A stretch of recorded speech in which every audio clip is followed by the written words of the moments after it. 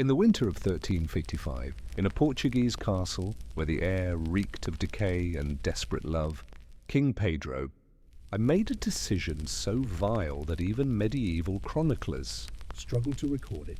His beloved wife Inez had been murdered by his father's assassins. But Pedro refused to let death separate them. Inez de Castro was more than beautiful. She was Pedro's salvation. But beauty, as we'll discover, can become a curse that outlasts death itself. What Pedro did to preserve that beauty would shock even the darkest corners of medieval Europe. January 7th, 1355, 3 assassins sent by Pedro's father. King Afonso IV struck Inez down while Pedro was away hunting. When he returned to find her corpse, something inside the prince shattered completely. But this wasn't the end of their love story. It was the beginning of something far more terrifying. Most men bury their dead and mourn Pedro. Pedro had other plans. "She is not dead," he whispered to the silent chapel walls. "She is only sleeping. Sleeping until I can make this right." But what does a king do when he refuses to accept death itself? Pedro ordered his finest chambers prepared, not for a funeral, but for a wedding night that would never end. His servants obeyed in terror, their hands shaking as they arranged silk And gold for a bride who would never again feel their touch. But Pedro believed she would. The royal physician tried to reason with his king. "Your Majesty, the body, it must be buried." The laws of nature, of God, "Of decency," but Pedro's response would haunt that physician for the rest of his life. "She is my wife. She will remain my wife forever." That first night, as midnight bells tolled across the kingdom, Pedro carried his dead queen to chambers that would become her prison and his obsession's playground. What happened behind those locked doors would remain Portugal's darkest secret for 7 long years. Pedro spoke to her as if she could hear. He told her about his day, about court politics, about how much he missed her voice. And when words weren't enough, when the loneliness became unbearable, Pedro found other ways to feel close to his beloved wife. Morning light revealed what the darkness had concealed. Pedro had been with her, physically, intimately. His dead queen had become his living obsession's outlet. But if you think one night of such horror would satisfy his madness, you understand nothing about the depths of royal obsession. Every morning, Pedro ordered her body bathed, perfumed, and dressed as if she were alive. Her hair was brushed until it shone. Her skin was painted with cosmetics to hide death's pallor.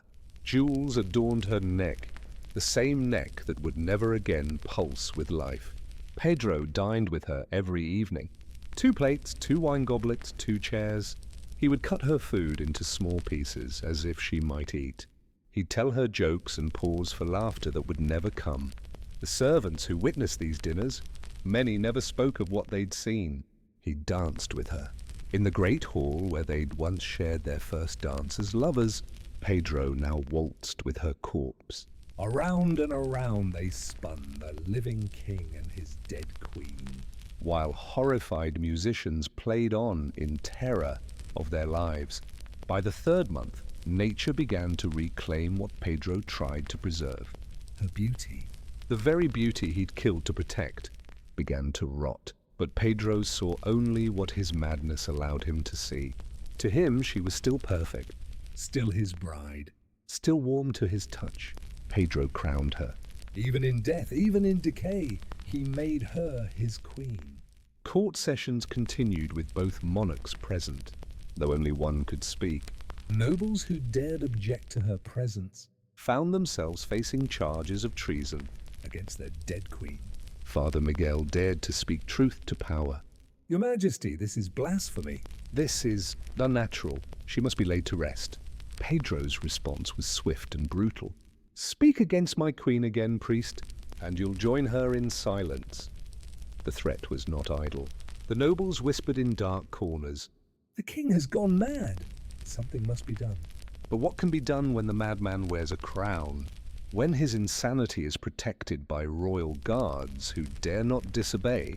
Their whispers were all they had. whispers and prayer. Year 1 became year 2, then 3, then 4.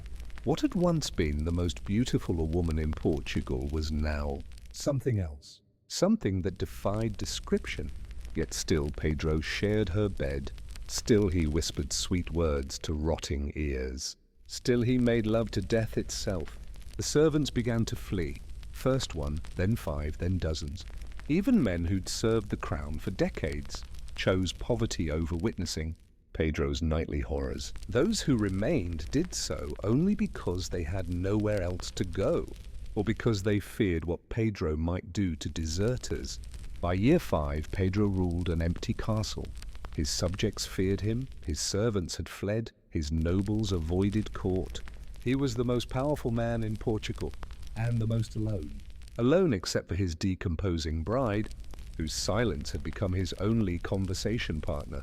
Pedro commissioned dozens of portraits, demanding artists' capture Inez's living beauty while her corpse rotted mere feet away. Make her smile brighter, he'd command. Her eyes should sparkle more. The artists painted beauty while surrounded by decay, their masterpieces becoming monuments to madness. He created shrines to her life in every room. Her dresses hung ready for wearing. Her jewelry lay arranged for choosing. Her books remained open to pages she'd been reading. Pedro lived in a museum of their love, where every object was sacred. Every memory was worship. Pedro wrote to her every day. Love letters, poems, diary entries describing their conversations. Thousands of pages filled with one-sided romance. Ink monuments to impossible love. He'd read these aloud to her corpse, pausing for responses that would never come. The madness consumed Pedro as surely as death had consumed. Inez, the handsome prince, became a hollow-eyed spectre. While he preserved her memory with obsessive devotion, he destroyed himself with equal determination. Love and madness had become indistinguishable. 6 years had passed since Inez's murder. 6 years of Pedro's impossible love affair with death itself. But even kings cannot escape the laws of nature forever. Even royal madness has limits. What Pedro discovered in year 7 would finally break. Even his iron will to deny reality. February 14, 1362, 7 years to the day since he'd first brought her to his chambers. Pedro awakened not to his beautiful bride, but to something that could no longer be denied. Even madness has its limits. Even love cannot resurrect bones. The scream that erupted from Pedro's throat that morning was heard throughout the castle. 7 years of accumulated madness collapsing in a single moment of horrific clarity. The king who had denied death itself was finally forced to face what he had been loving. What he had been living with. But even faced with undeniable truth, Pedro fought against reality. He painted bone with rouge, draped cloth over exposed ribs, arranged what remained as if arrangement could restore life. His love had become so twisted that he tried to rebuild death into beauty with his own trembling hands. As if summoned by Pedro's screams, a papal messenger arrived bearing News that would shatter what remained of the king's world. Pope Urban V had received reports of unholy practices in the Portuguese court. An investigation was coming. Divine authority was about to confront royal madness. His Holiness demands audience with Queen Inez to verify reports of irregularities in the Portuguese court. Pedro read these words while standing beside what remained of his wife's corpse. Present her to papal investigators? The madness that had sustained him for 7 years suddenly faced its greatest test. Pedro's solution revealed the depths of his madness. If investigators wanted to see Queen Inez, they would see her. He worked day and night, crafting a substitute from her hair, her dresses, her jewelry. Every stitch was placed with obsessive precision, every detail crafted to fool even trained observers. The substitute was disturbingly convincing. Seated in shadows, draped in royal robes, crowned with jewels, she looked almost alive. Pedro practiced conversations, speaking both parts, his questions and her responses. He would fool the church itself with this masterpiece of delusion, while crafting his substitute above. Pedro finally gave Inés's remains the burial they deserved below. In a hidden chamber beneath the castle, he laid to rest what was left of his beloved wife. 7 years too late, but perhaps. Perhaps it was enough to fool God as well as the Pope. Cardinal Francesco Todeschini arrived with 2 fellow investigators and a mandate from the Pope himself. They'd come expecting to find evidence of necromancy, witchcraft, or worse. What they found was a king so broken by grief that he'd spent 7 years in conversation with a corpse. Your Eminences, may I present my beloved wife, Queen Inés de Castro. Pedro's voice carried 7 years of practiced delusion. The cardinals studied the figure on the throne, Noting her silence, her stillness. the way shadows seemed to cling to her face like secrets. Cardinal Francesco's trained eye saw what 7 years of madness had blinded Pedro to seeing. The waxy complexion, the artificial hair, the way Queen Inés never blinked, never breathed, never showed any sign of life beyond elaborate positioning and expensive clothing. The veil lifted, and with it 7 years of impossible lies. Cardinal Francesco stared not at a living queen, but at a masterwork of madness, silk, hair, and jewels arranged in the shape of love's obsession. "Your Majesty," he whispered, "where is your wife's actual body?" Pedro's confession poured out like blood from a severed artery. 7 years of living with a corpse. 7 years of denying death itself. 7 years of loving what could never love him back. The cardinals listened in horrified silence as the king confessed to sins that had no names in any language. Pedro described his 7-year marriage to death itself, how he'd dined with her corpse, danced with her remains, shared his bed with decay, and called it love. The cardinals crossed themselves repeatedly, their faces pale with the realization that they were hearing confessions to sins. Beyond their theological training, Cardinal Francesco declared the castle cursed, contaminated by unnatural love that had violated the very boundaries between life and death. Emergency prayers were conducted, holy water sprinkled in every room, crosses hung in every doorway to contain whatever evil Pedro's obsession had invited into his realm. "If you would see my true queen," Pedro whispered. Leading them into the castle's bowels, she rests where love finally learned to let go. The cardinals followed, their crosses held high, into passages that seemed to pulse with 7 years of accumulated Madness and impossible devotion. There, in a chamber carved from living rock, Inés de Castro finally rested in peace. No more dancing, no more dining, no more sharing a bed with madness, just silence, dignity, and the belated respect that death deserves from the living. Cardinal Francesco performed the last rites that should have been given 7 years earlier. Pedro prayed, genuinely prayed, for his wife's soul for the first time. Since her murder. 7 years of madness finally yielded to 7 minutes of true mourning. The papal delegation departed with a story they would never fully record in official documents. Some truths are too terrible for history books, too madness-inducing for official church records. Pedro watched them leave, free at last from his 7-year delusion, but empty as the tomb he'd finally allowed his wife to occupy. Pedro lived 18 more years after the papal investigation, but he never remarried, never loved again, never shared his bed with anything more substantial than memories. The madness was gone, but so was the passion that had made 7 years of horror seem like love. When Pedro died in 1367, his last words were reportedly, "Inés, my love, I have learned to wait." Perhaps madness had been cured by time, but love had simply learned patience. Death might finally allow them the reunion that life had made impossible. In 1965, archaeologists excavating the ruins of Pedro's castle discovered the hidden burial chamber, exactly as Pedro had described to the cardinals. The evidence of his 7-year vigil remained: candle stubs, preserved flowers, and stone walls carved with love letters to the dead. Today, Pedro's story is told in Portuguese, museums as a cautionary tale about the dangers of unchecked royal power, and Untreated grief. visitors stare at the artifacts of his madness with the same horrified fascination that the papal investigators must have felt 7 centuries ago. Was Pedro Fer of Portugal history's most devoted lover, or its most depraved necrophile? Perhaps the answer lies not in judging his 7 years of madness, but in understanding that sometimes love becomes so twisted by loss that it Creates its own reality. a reality that can only be ended by death itself. 3 months after confessing his sins to God's representatives, Pedro discovered there might be another authority to petition.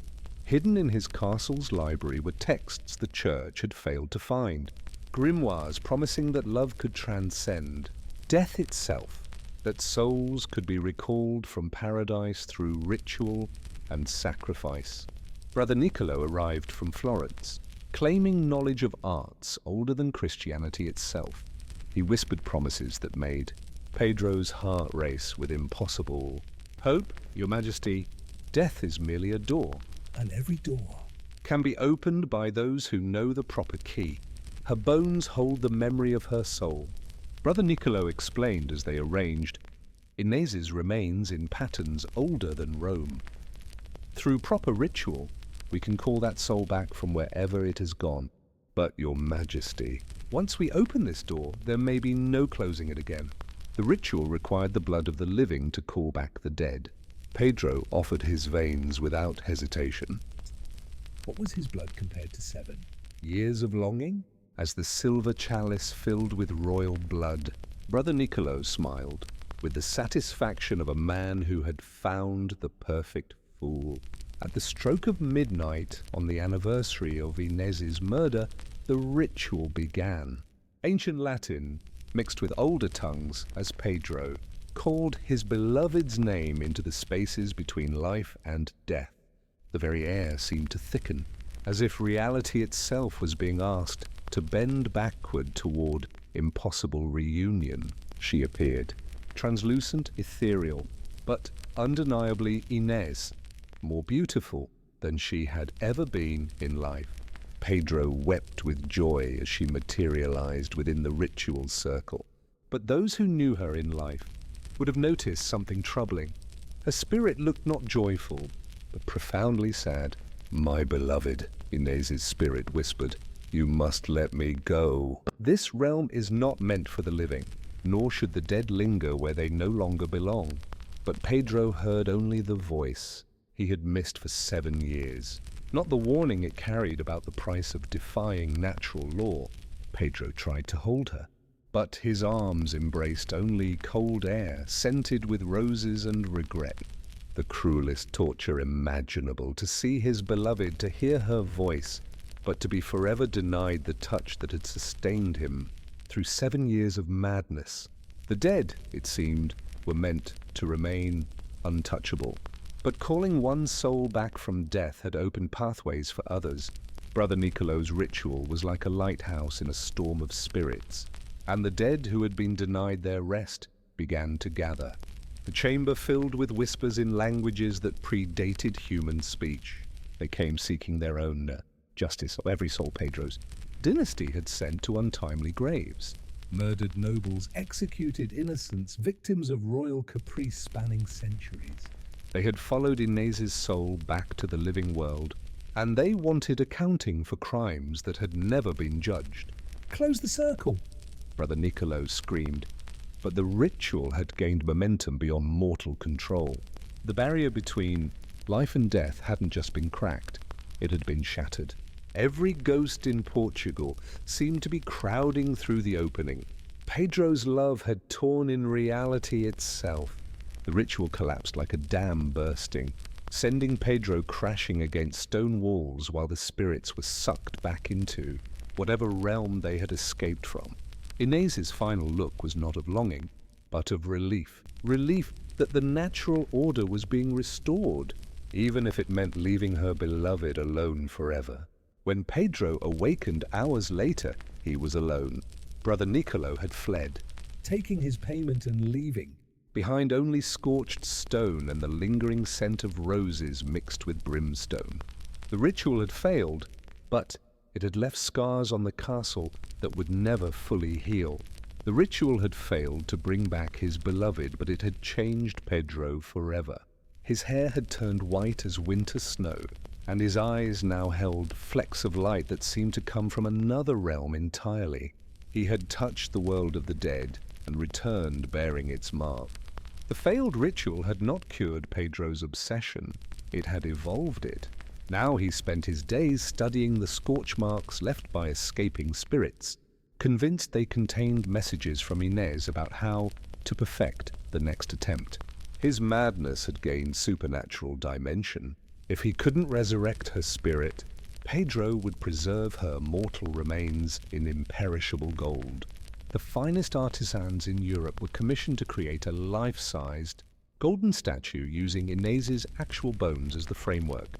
Love had become alchemy, transforming death into eternal art. The golden Inez was perfect, beautiful beyond earthly possibility, eternally preserved, forever young.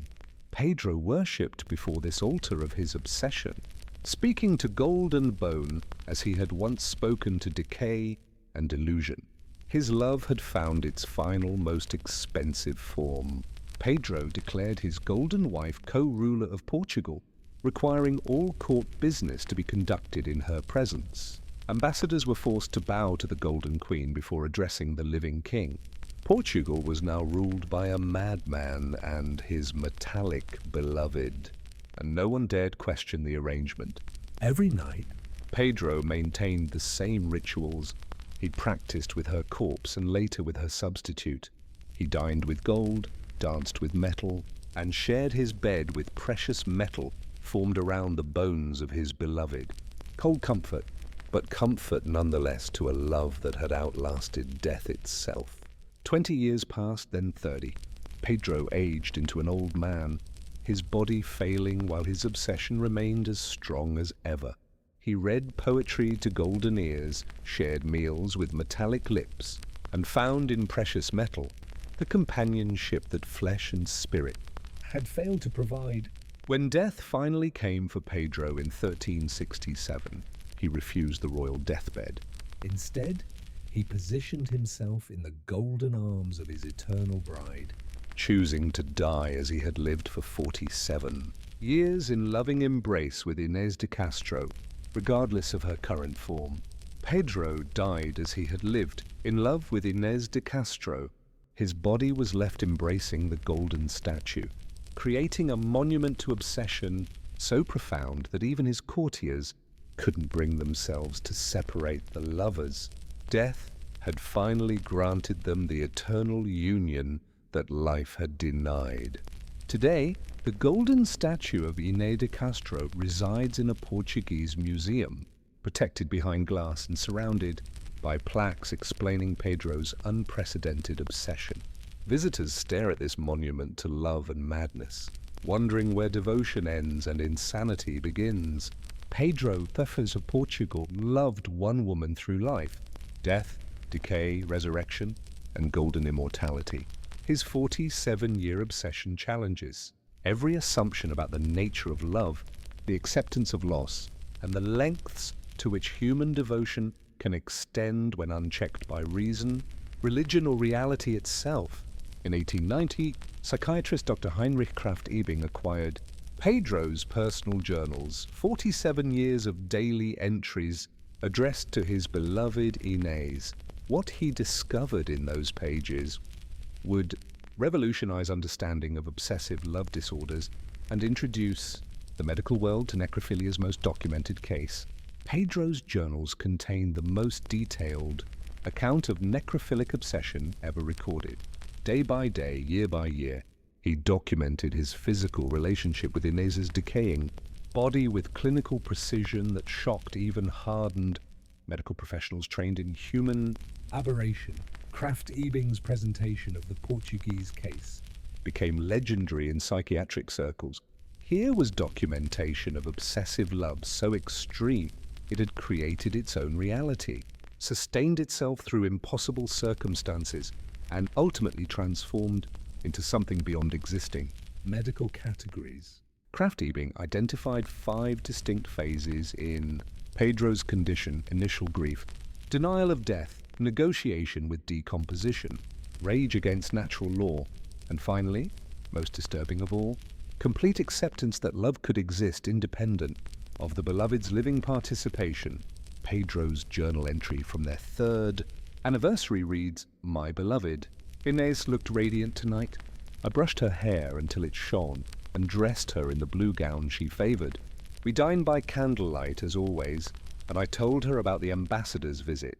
She listened with such attention. The body he described had been dead for 3 years. Today, forensic psychiatrist Dr. Sarah Chen studies Pedro's case as the most extreme example of complicated grief with delusional features ever documented. Modern brain imaging shows how profound loss can literally rewire neural pathways, creating alternative realities that feel completely authentic to the sufferer. Pedro's condition created what neuroscientists now call love addiction combined with reality dissociation. His brain literally rewired itself to experience genuine romantic fulfillment from interactions with Inés's corpse, while simultaneously suppressing neural Pathways that would have recognized her death. Pedro's detailed journal entries describe conversations, responses, even physical affection from Inés throughout their 7-year marriage. Medical analysis suggests his brain was so completely rewired by grief that he genuinely experienced responses from a corpse that had been incapable of any interaction for years. Even in his 70s, Pedro maintained identical behavioral patterns with the golden statue that he'd established with Inés's living body 40 years earlier. The medium changed, flesh to decay to gold, but the psychological patterns remained absolutely consistent, suggesting his love had become independent of its Object's actual state. Dr. Chen uses Pedro's case to illustrate the difference between healthy mourning and pathological grief. Healthy love learns to cherish memory while accepting loss, she explains to patients. Pedro's love refused to accept loss and created a 47-year fantasy instead of processing grief. Pedro's case appears in every major psychiatric textbook as the most thoroughly documented example of necrophilic attachment disorder. His 47-year journal provides unprecedented insight into the psychological mechanisms that allow love to persist in the complete absence of reciprocal response. Forensic analysis of Pedro's remains revealed unusual bone density patterns in skull regions associated with obsessive-compulsive behavior. Decades of sustained neurological hyperactivity had literally reshaped his brain structure, providing physical evidence of how extreme psychological states can alter human anatomy. Pedro's journals reveal a meticulously maintained daily schedule with his deceased wife, morning grooming sessions, Afternoon conversations about court business. evening meals, bedtime rituals, and regular physical intimacy. The systematic nature of his delusion sustained it far beyond what Random obsession could have achieved. grief counselors now use Pedro's case as an extreme example of what can happen when loss goes unprocessed.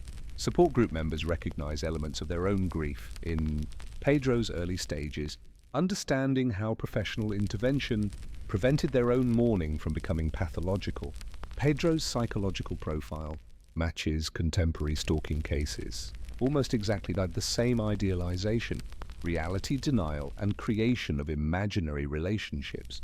The only difference was Pedro's royal authority, which prevented intervention that would have stopped modern cases within months. Most remarkably, Pedro's love letters remained romantically identical whether addressing Inés alive, dead, artificial, supernatural, or metallic.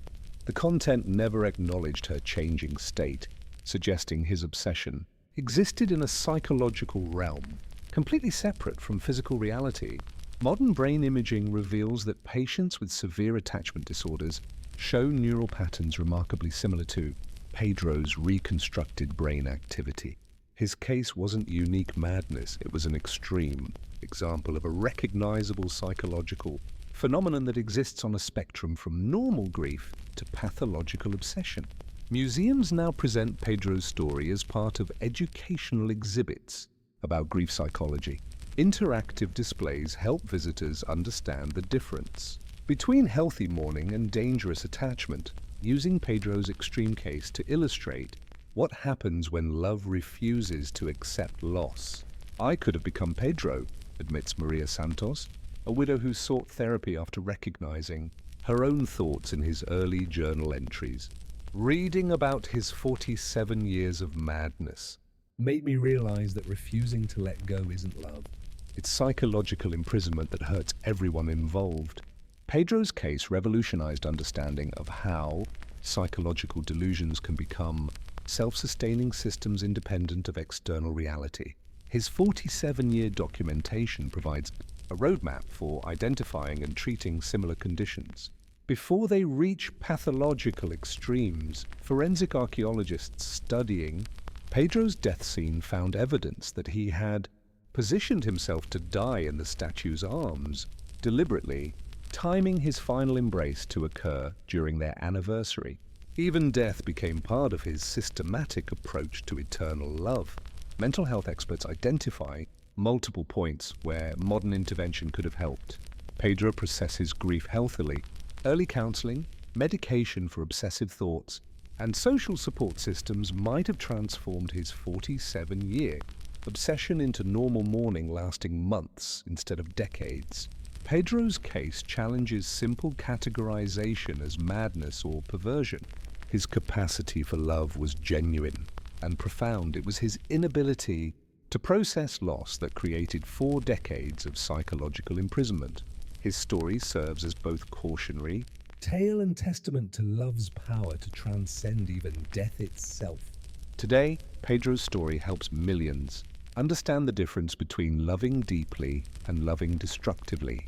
Visitors leave his exhibit with greater appreciation for their Own relationships and clearer understanding of when love becomes imprisonment rather than liberation.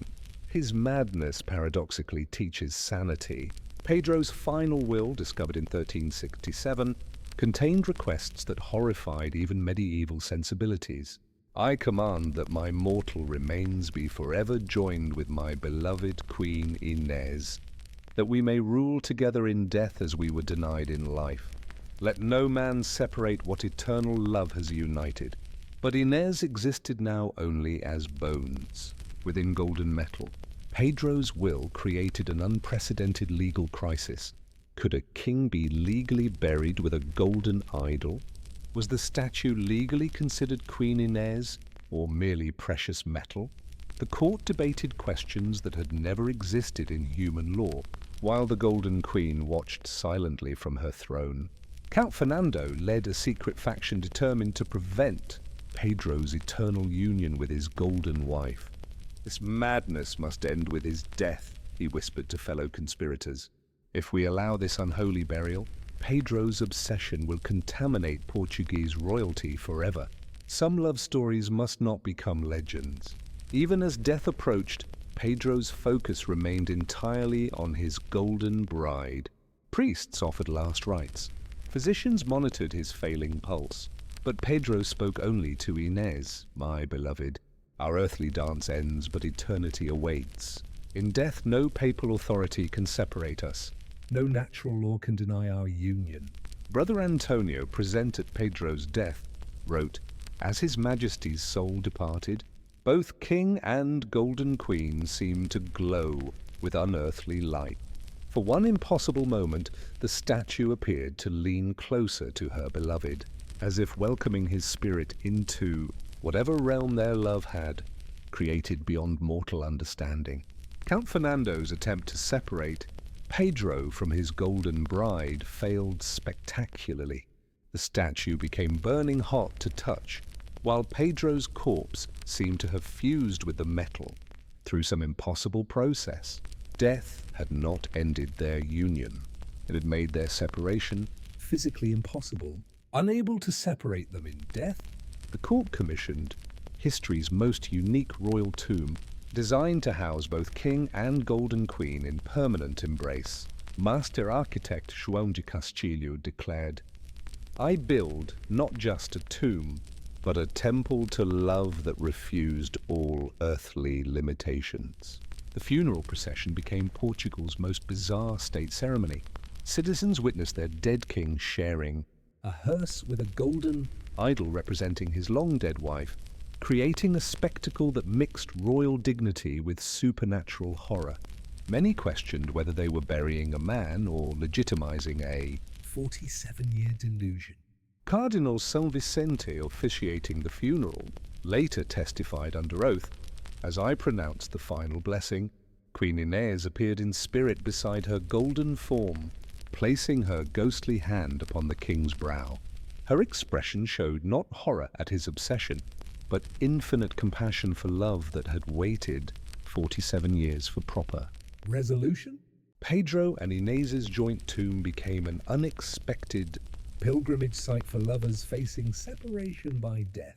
widows, grieving spouses, and those contemplating suicide left flowers and prayers at the monument to love that had literally conquered death through sheer persistence and royal authority. Today, Portuguese couples visit Pedro and Inés's tomb before marriage, seeking blessings for love that transcends mortality.